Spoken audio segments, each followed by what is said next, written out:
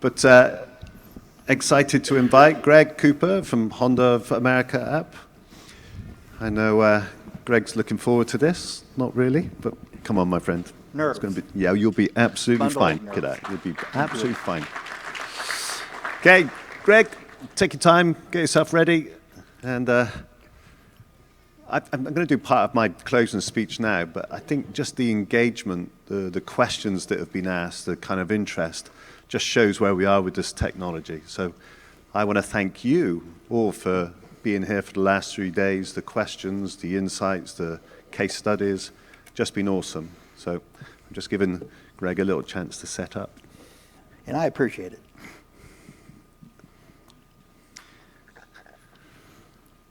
Now, I could do questions on 1980s music or sport.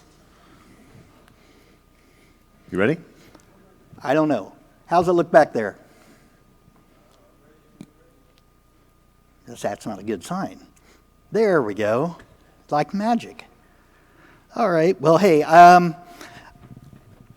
need to thank a whole bunch of people, starting with Jeff and Emily, Brain Exchange, and all those folks.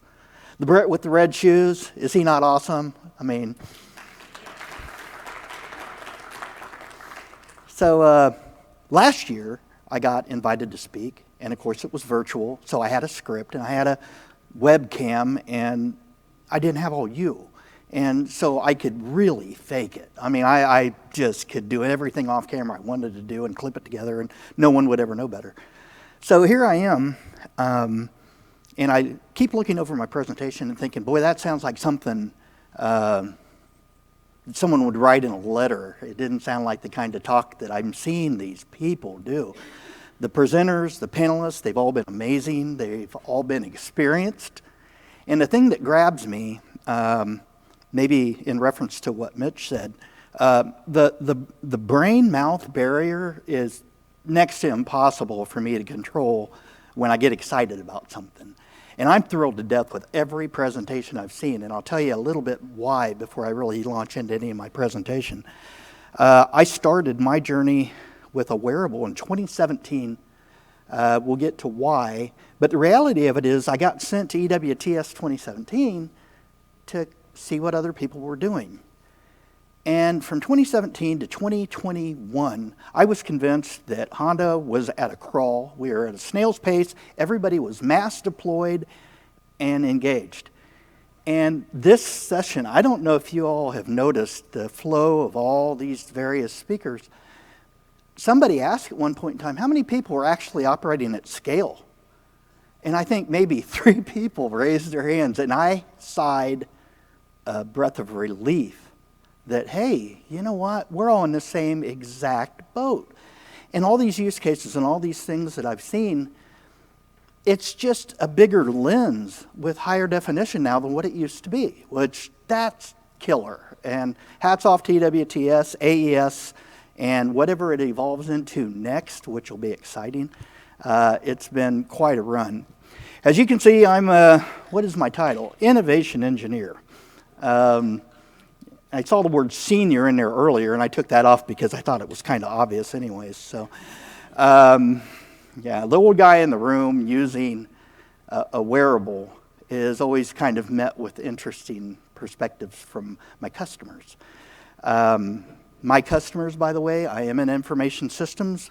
I am supporting manufacturing, so production support's kind of the highest order of business that I'm aware of, the urgency, the definite need to keep the machines up and running and stuff like that. But that does mean that IT is a support operation. We don't have the funding. If it's not for the customer, actually, and the customer, by the way, is the frontline worker in all my use cases.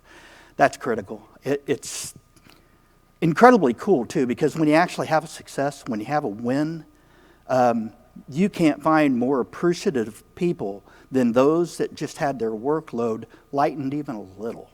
And wearables are particularly good at that. I believe the word I heard, they're wonderful when they're needed.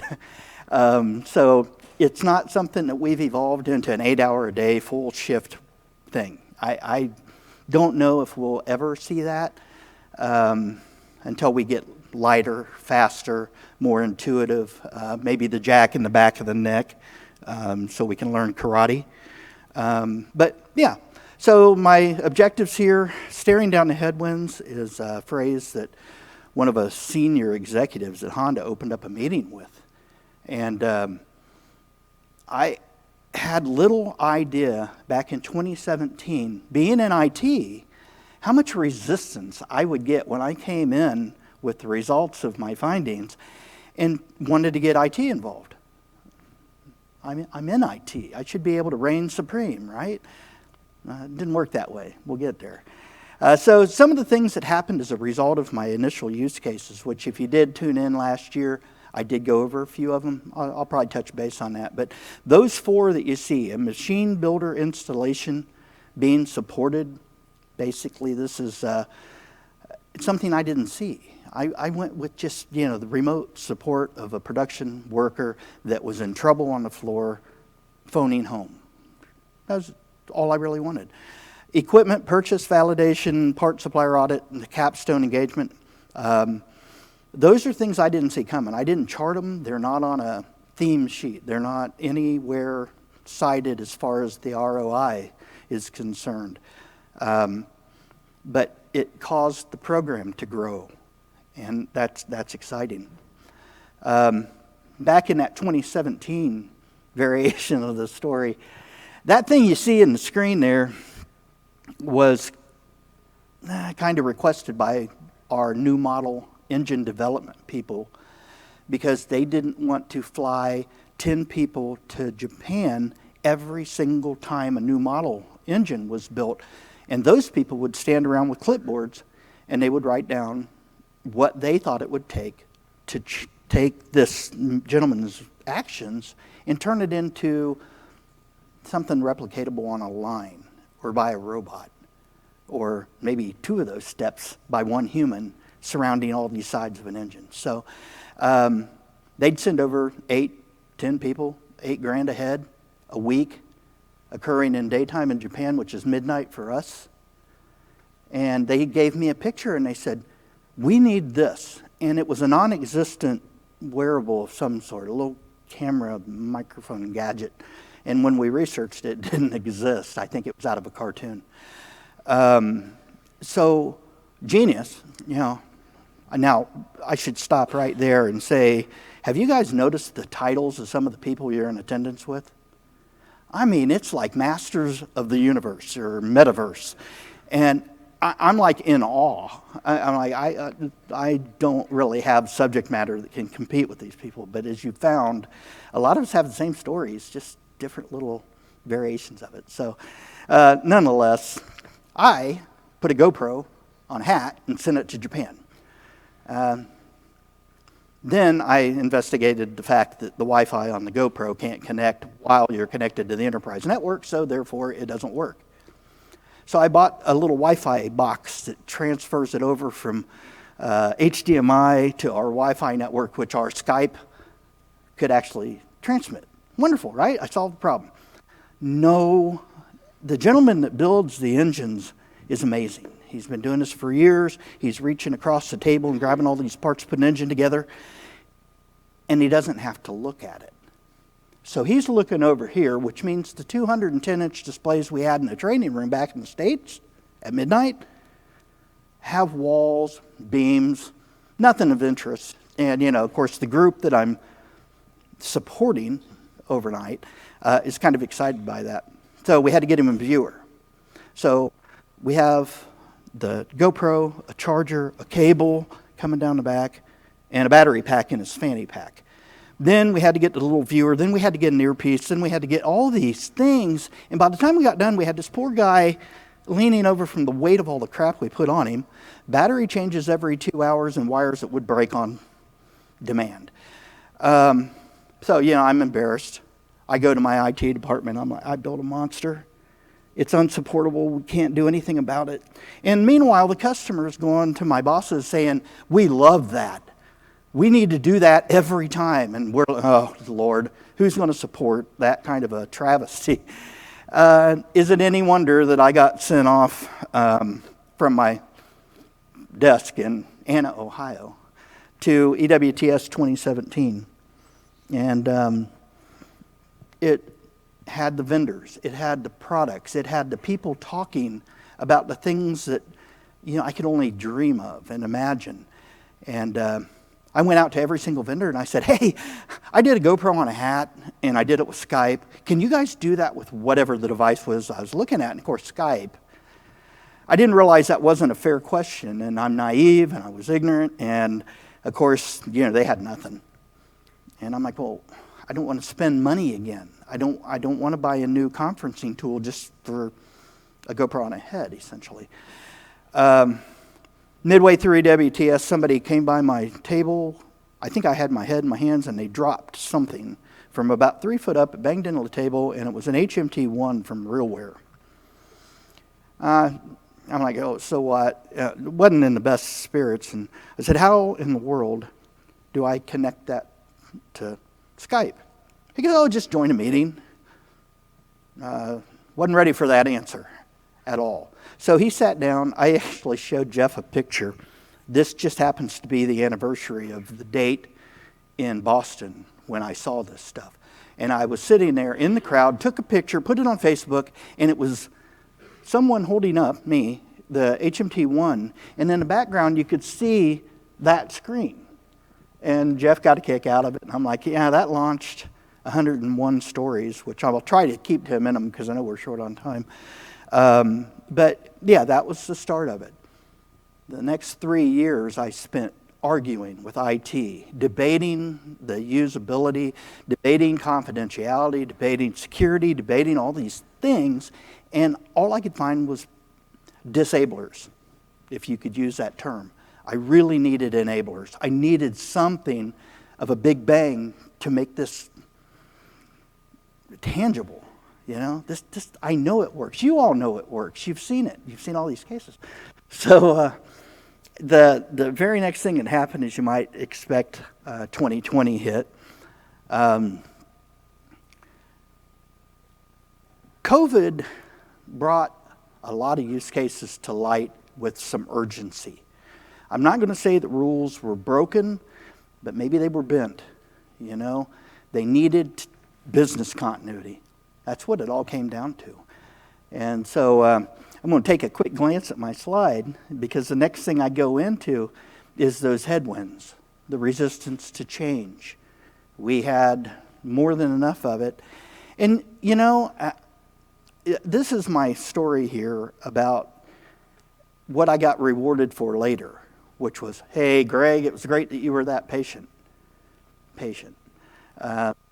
Boy, you were persistent. Good on you. 3 years to get this technology in the door. But then the perfect storm happened. It was COVID. We had the demand. Android went enterprise. Who knew you had to have enterprise capabilities to hook it up to the Honda global network, which is what I was attempting to do. In fact, I'll call myself shadow IT before anybody else does. I was shadow IT in IT, which really messes with your head. So barriers started dropping with Android Enterprise. And then Microsoft decided to release a piece of software that worked with our existing conferencing solution, no longer Skype, Teams. So I had a very easy conversation to put it on anyone's head and just say, hey, speak to it. Say what you see. And that pitch did a pretty good job of getting some attention of some of our most profound critics. So I'm going to try to blaze through these things, but towards the point of optimistic, positive, patient, persistent. My former employer, Hartley Peavy, interesting guy.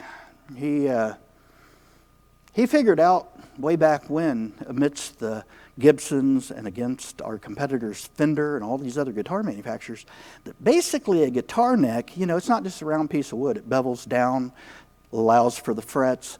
There's a little bit of technology behind it. He found out that, wow, that machine over there that makes a table leg has that same distinction to it in the way that it's built. So he started using CNC machines to build the necks of guitars, which launched a good part of the Hartley Peavy story. So as you can read, status quo in his mind was an innovation killer. You know, if we're all content just to take it the way it is right now and assume that that's as good as it gets, we're done. It's kind of like being in sales. If you're talking about price, you're not really selling anymore. If you're not talking about features, advantages, and benefits, there's a chance that your price just went down. It just seems to work that way. Another Hartleyism, and I love this dearly. I didn't know that a bumblebee, if you engineered it, couldn't fly, can't sustain itself, can't flap its wings. But the bee doesn't know that. Nobody ever said no, which that's a piece of advice. Jeff was very insistent when he recruited me to talk about give folks something they can take home. You know, something they can keep in their mind and roll with. And that's such a simple, nobody ever told the bee being bolted, but the reality is the next step where he flies because his wings move differently. He innovates. And I'm thinking, well, there's everything I want to talk about in one little bumblebee story. You know, don't be the guy that says no. If you've got somebody and you're in a position where you're the decision maker that says, you know, no, you can't connect to our network. Is it so hard for security or IT people to sit down and say, let's see how we can make it work? I laughed when Mitch said that his IT department recommended their own Wi-Fi, you know, boxes and things like that. I can't say that I haven't heard that before, but yeah, I don't think that's unusual for you folks. Sure wasn't for me. So back to those non-anticipated results of all this. I got a call from Japan, not Honda, one of our machine builders, and they're like, so we sent over loads and crates of equipment to help your Canadian plant build a repair kick-out for problematic engines in process. And we can't go to support the build the way we said because Japan and Canada and COVID restrictions prevent it. Can you send them, you'll love this, your Gemba cam? And Gemba cam was something that I incidentally said to describe what the HMT-1 was. Gemba is the Japanese term for the spot at which work actually gets performed. And to support that from IT's perspective, I can't do that from a screen. You know, I can't sit at my desk necessarily and help him with his equipment needs. So when I coined GimbaCam, they stopped asking what HMT-1 meant. Head-mounted tablet. What does that mean? And I'm scared of it. I don't want to wear it.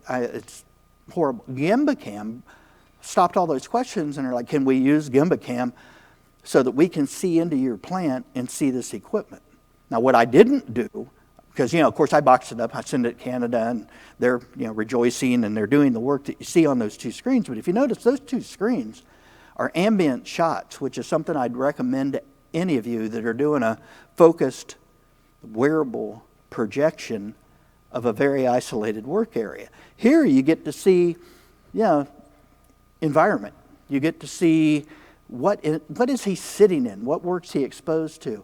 The plant I'm in has a foundry on one end, which is where we pour camshafts, and cranks, and sleeves, and all manner of things. And on the other side of the plant, we have aluminum die cast and machining, which, if you tell a support group that, they may not know what elements they're exposed to. What Sanyo got to see was that environment and the shot that you see on the laptop, helping this guy get this thing wired. And the guy wearing it, you can see in the picture as well. It was a very successful installation. They were up and running production the very next Monday. And of course, all the credit went to the wearable that, didn't exist or wasn't allowed or all these things. So yeah, I rubbed their nose in a little bit as far as the corporate side of it goes, but this is what they want to see. I wish I'd had the foresight to have those ambient cameras filming use cases as they evolve.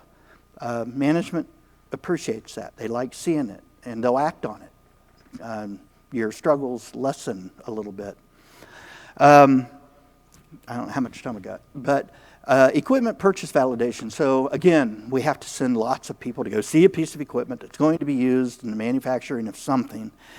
And again, the department's like, all these people are working from home. We have to corral them in. Then we have to transport them from point A to point B, pay for that. Then they have to sit in a room and watch as this piece of equipment is demonstrated doing what it does, and make judgments and audits and all these things, and then come back, and there'll be a meeting after the meeting. They wanted no part of that. And as you can read, the response from the actual process owner, purchaser, was over the top. They recorded the whole thing for training purposes. I didn't have any part of it. I just gave them the technology, and they ran with it. And they've set a great example for me, because now going forward, this is what I want. This is the piece. Those are real human hands, by the way. This arm is massive. It's really, really big. And that thing that you see folded up in white is actually a collapsed rear seat. So if you've ever been in a SUV that's got a collapsible rear seat, that's it folded up. And if you can imagine, for one guy to wrestle that in to the body of a car without hurting the body of the car or the upholstery or something like that, no, it just doesn't happen. So I watched the video from this particular installation, and I'm hearing the people in our offices in Ohio tell the driver, the wearer of the device, can you move this way? Can you move down? We'd like to see the rear clearance, the bottom clearance, this and that and the other. And by the end of the day, they checked all their boxes. We now own that piece of equipment, and I expect it to be duplicated quite often. This one is semi-recent, and those of you that know Honda, be it a boat engine, a plane, Indy car, the cars, the trucks, you name it, mowers, quality is synonymous with what we stand for. And we take it very, very personally when something goes wrong in the market. And the investigation astounded me. I mean, we're talking real live forensics on an engine with, quote, 189,000 miles. I'm like, come on, 189,000 miles. It did its job, right? No, not at all. Not even close. In Honda's opinion, I don't even know if it was broke in. So this shot, I'm really hoping you can see it. This is the actual report from the department. I've whited out the top part of it that might lead us to some confidentiality problems. But you can kind of see they're highlighting with those arrows what looks like maybe a spider's nest of contaminant inside the oil channel in the head that lubes the camshaft, so it was burning up much, much, much earlier than it should. So they got the engine back, gave the customer a new engine, started, with the borescope, went up and got these shots. They pulled that out with tweezers. They put it under material analysis, and these things all take time. And when they got all said and done, they were able to isolate exactly what that material was and where it came from. So to fill you in on the secret, the paper that goes inside your oil filter is pleated in a circle around the tank that it leads to. And the machinery that builds those filters travels paper that's not folded across a belt that's got two countersunk holes in it. And those two countersunk holes are right under the paper path. So over thousands of runs, this paper would be shaved off and fill those little holes. And at some surprise time, it would go up and into your engine. It was on the inside, not the outside edge of the paper. And they were able to analyze that down to the very plant that produced it. And as you might imagine, business continuity got a little bit challenged. Phone calls were made. We can't let that vendor continue to provide us parts. Thankfully, we have others.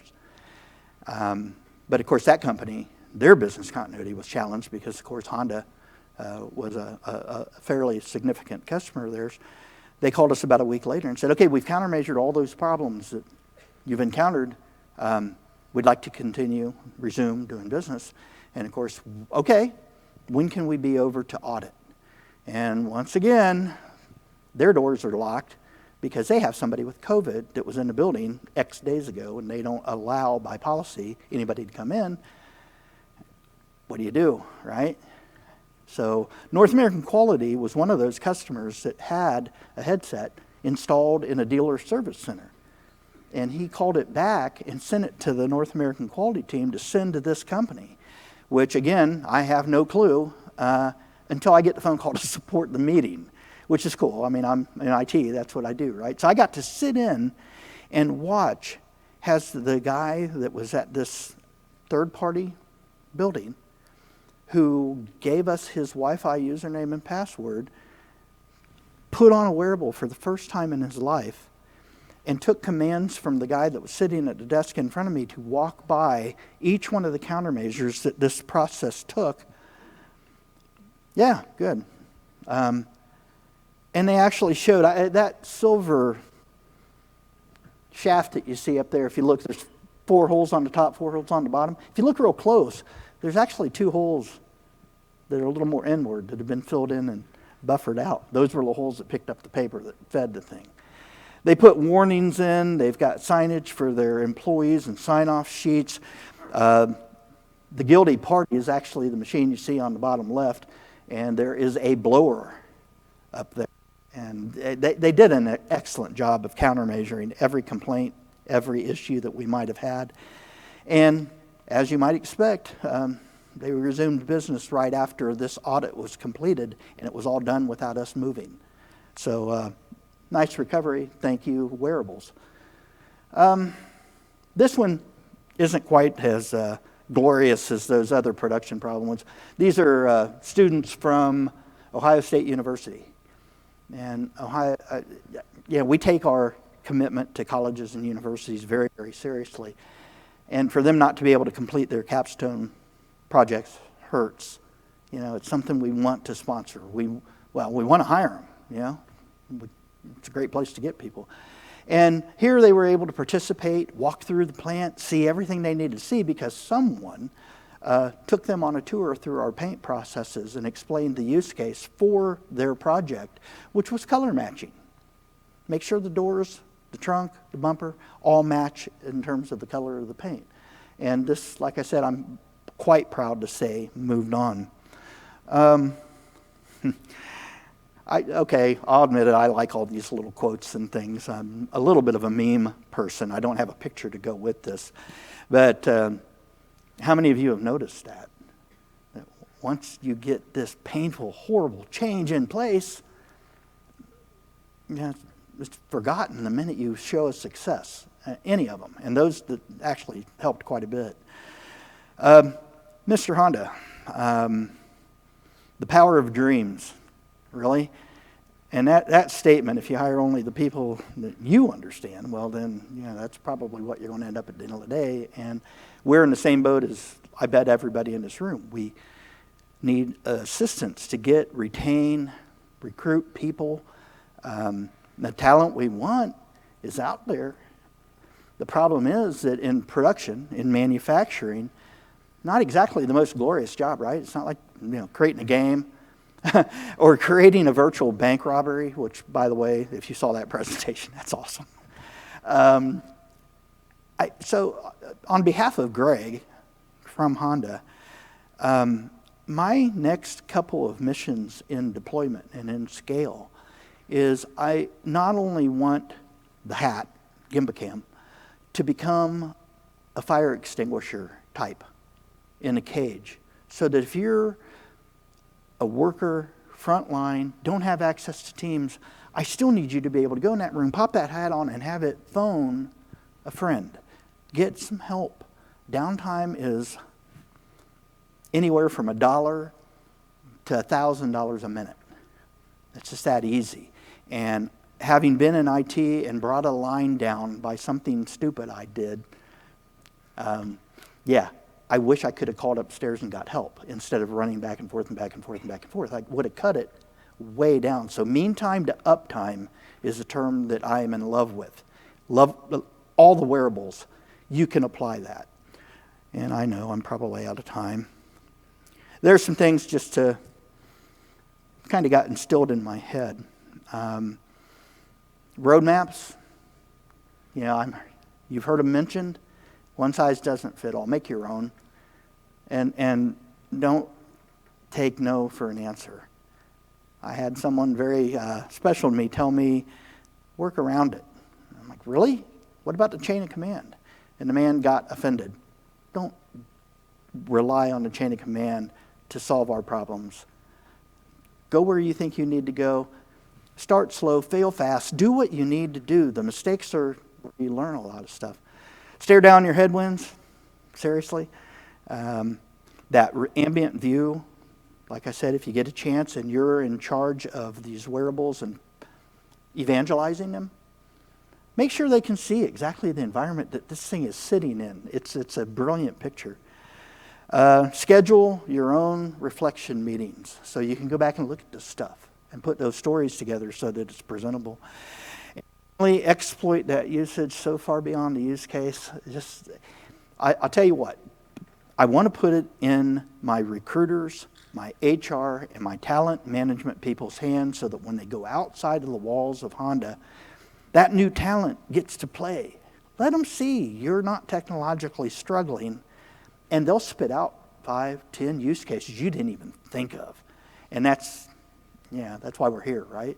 Advance that technology. Help ourselves out while we're helping out a younger generation of workers that expect it. They don't want some gray-haired old guy reading a book to them or showing them some process that they could just as easily go to YouTube and get.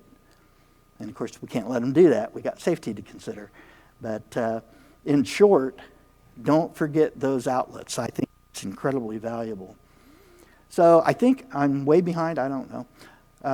But by all means, if you have any questions, reach out. I am incredibly accessible. This is my new career as far as Honda's concerned. That launch has helped me move into an innovation group. So, thanks, Jeff.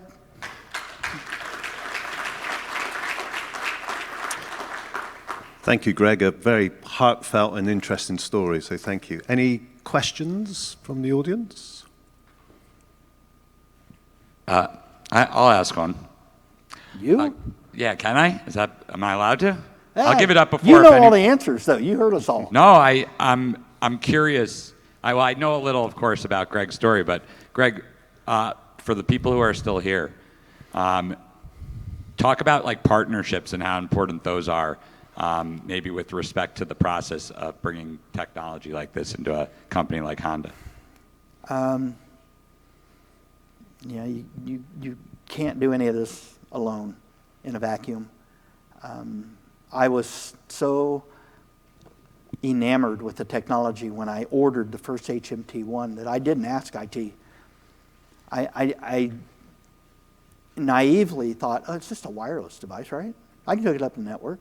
Not really. And I kept doing all those shadow IT things.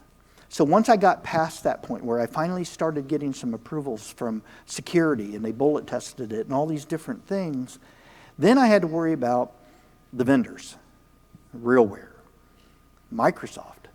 And now I have like Jujotech that are able to give me products that work in and out of the Honda domain, which, security is nothing to be sneezed at. We've seen all of it. And it's tightening up. It's getting stricter. And, I'm protecting my baby here, because this makes me look good. So ping the vendors. Even if you're not doing business with them, they know, they've been there, they've seen it, and a lot of them have the capability to break down some of these barriers for you just in simply explaining the technology and what's out there that they've seen that you didn't because you're in, as much as I hate to say you're in your silo, because we're all fighting that, right? We want to be horizontal. Look beyond your silo. Break that wall down. I would have never expected a Japanese company to call me and ask me to send my own technology over the fence and help them support us. If you look at that correctly, there's some implication that maybe the support contract that we pay for these machine builders needs to be reevaluated. If we're providing the technology that allows them to support us, why are we paying these great big fees to provide them with the tool they need to support us? And so the partnerships are invaluable. There's no end. So this is a great venue for that. I have talked to so many people that have, well, stolen every bit of my thunder. If you notice, everybody has a similar story. And it's so cool because in previous years, Jeff, I really thought it was a little disjointed because everybody kind of had their own take on use cases, on their own take on security, their own take on everything. And this particular meeting, I've sat in a lot of the talks, and it's not laser focused, but we're all looking at the same exact scenarios. These use cases aren't any different than some that have been told. Maybe the part's different, or maybe the environment's different, but isn't that awesome? You guys are killer. I mean, I'm going to go home and write down 5 different new directions to go in because of what I heard here. I'm not going to go draft a bank robbery, okay? But I know now that it can be done virtually, so in the metaverse, which I answered the question, skip, because I didn't really want to answer. I don't know what the metaverse is. All I could think of was Doctor Strange, and if I could only turn a wheel to move time forward and back, it'd be virtual me up here. I wouldn't have had to come up here and sweat my rear end off all day trying to rework this presentation, which, by the way, this is significantly... Are we far off from that? A hologram Greg Cooper up there maybe next year? How do you know I'm not? Maybe hologram Tupac. That's a good, very good question. Just give me that wheel to turn. I'll be happy. Sure, we'll Thank make you that all happen. very much. I appreciate your time. Hope you had a great Thank you. show. Thank you. I think, ladies and gentlemen, that's a wrap, as they say. There's some adult beverages here in the back as well, just so everyone knows. Adult beverages. Those Goodness me. are, Look forward to seeing you 2023. Let's say anything from the area perspective, or if you want to understand a bit more about that, please reach out to me. And thank you very much. See you again. Thank you. Love the shoes.